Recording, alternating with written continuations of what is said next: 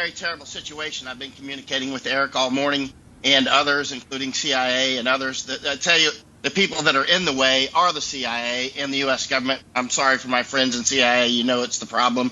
The people that are getting people out most are actually civilians. For instance, 200 Christians out on Monday. That was Cam Air. That's civilian.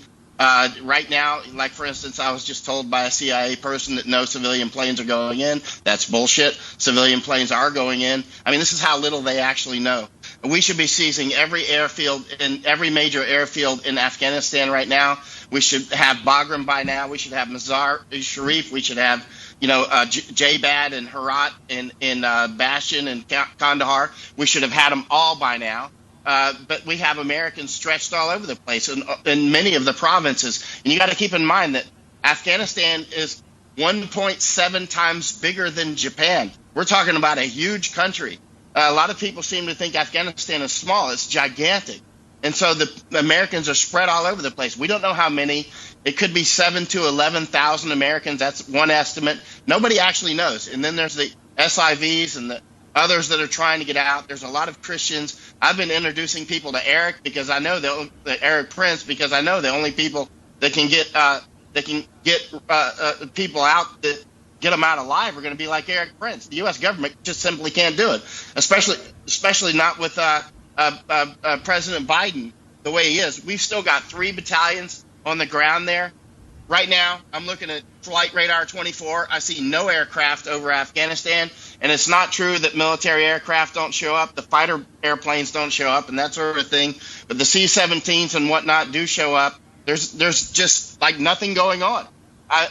We've got until the 29th to get out. Actually, 3 battalions. So we're really sprinting to the end. Whoa. Hang on. Slow down. The 31st is the date. You're saying that the battalions, the troops are actually going to be pulled out on the 29th? We've got until the 29th to stop some the air operations. So, I mean, this is we still got those last 2 days. But, other people going in, 29th. Yep, that's it. So, we're coming down to the wire. I was actually, as you called me, I was on the line with the man on the other line.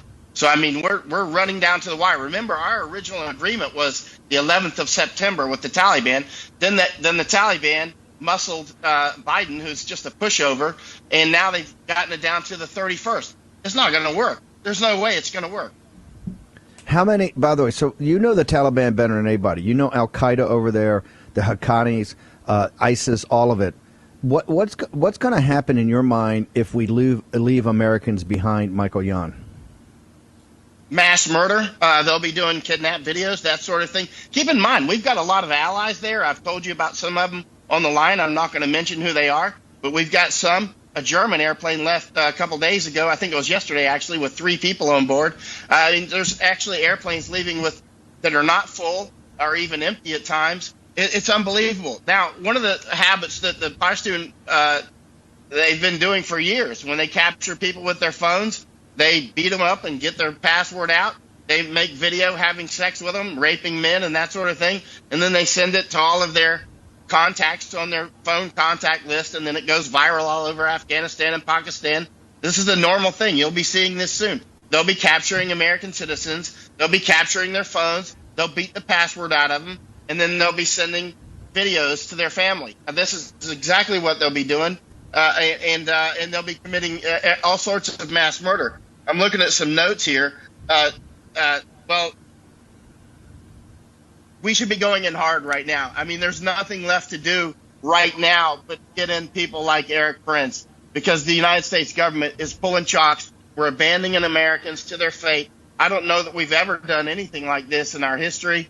This is certainly will go down very shamefully for the Biden administration. We've got to get rid of that guy. He's going to kill the United States. Southern border is open. I'm down here in Panama.